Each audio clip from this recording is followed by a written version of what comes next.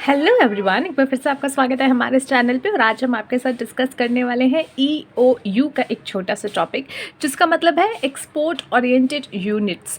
ये एक टॉपिक ऐसा है जो कि आपको 5 मार्क्स पे अपने एग्जाम में दिख सकता है। 5 मार्क्स का एक शॉर्ट नोट लिखने के लिए इस पर आपको आ सकता है। काफ़ी छोटा सा टॉपिक है, सिंपल टॉपिक है, और यहाँ पर आप आराम से अपने 5 मार्क्स इस क्वेश्चन में ले सकते हो। सो एक्सपोर्ट ओरिएंटेड यूनिट्स क्या होते हैं?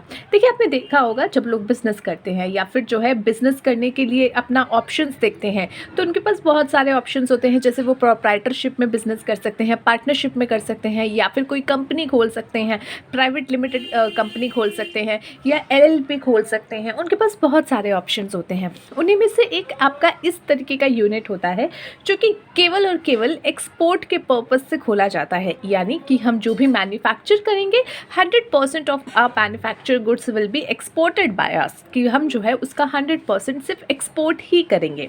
तो उसको आप कहते हो एक्सपोर्ट ओरिएंटेड यूनिट्स, यानी ऐसे यूनिट्स जिसका मेन पर्पस या मेन गोल जो है वो, और जो आपका एक कह सकते हो कि प्रोडक्ट्स को लेकर के है, वो एक्सपोर्ट करने का ही है।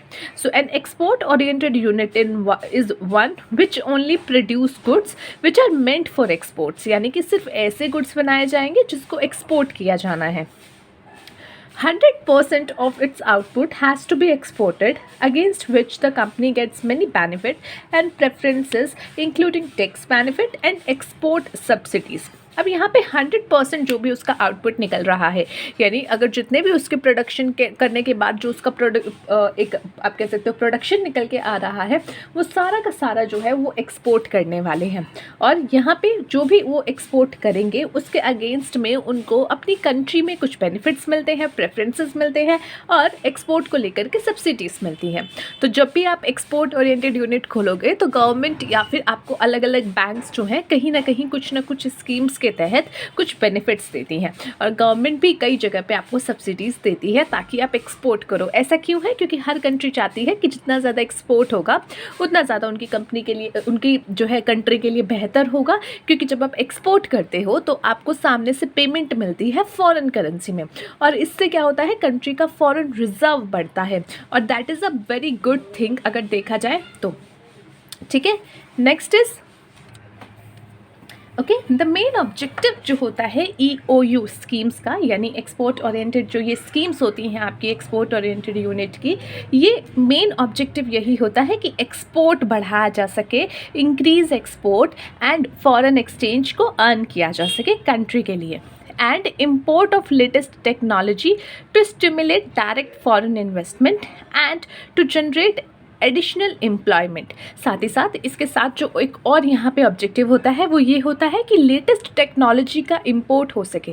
अब सोचिए, जब आप एक्सपोर्ट करते हो तो आपके दिमाग में यही होता है कि हम ज़्यादा से ज़्यादा एक्सपोर्ट करें, एंड आपको ये भी पता होता है कि जो फॉरेन कंट्री की मार्केट है that is a different market.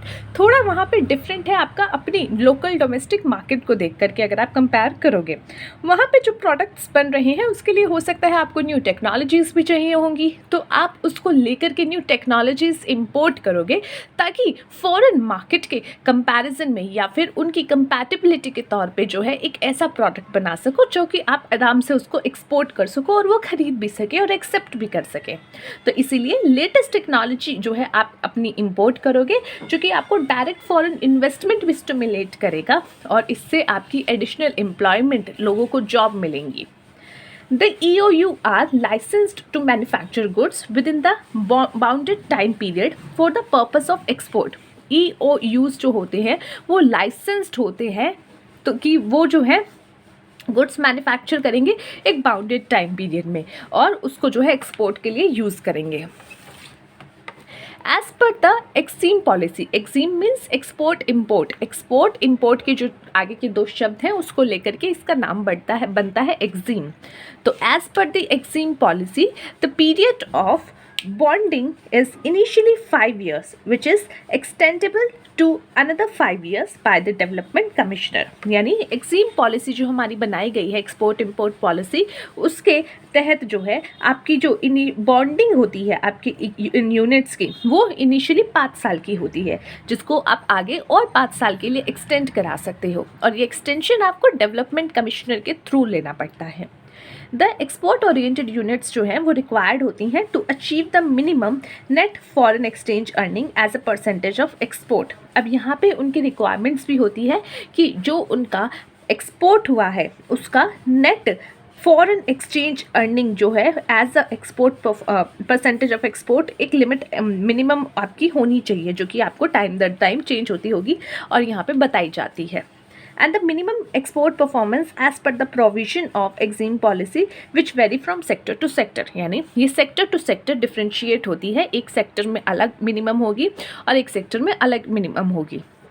Next is major sectors जो हैं आपके EOU में, वो है ग्रेनाइट, टेक्सटाइल या गारमेंट को लेकर के, food processing, chemicals, computer softwares, coffee, pharma companies, pharma आपका sector, gems and jewelleries, engineering goods, electronic and आपका electricals, aqua and pearls culture, ये सारे आपके ऐसे प्रोडक्ट्स हैं जिसको लेकर के मेजर आपको सेक्टर्स EOU के दिख जाएंगे। In the following sector, an EOU owner needs special licence. अब कुछ ऐसे यूनिट्स हैं जिनको लेकर के आपको स्पेशल लाइसेंस लेना पड़ेगा, सिर्फ EOU लेकर के आप उसको बाहर नहीं भेज सकते। जैसे आर्म्स एंड एमेचुअल्स जो आपके हथियार तक बनते हैं उसको लेकर के।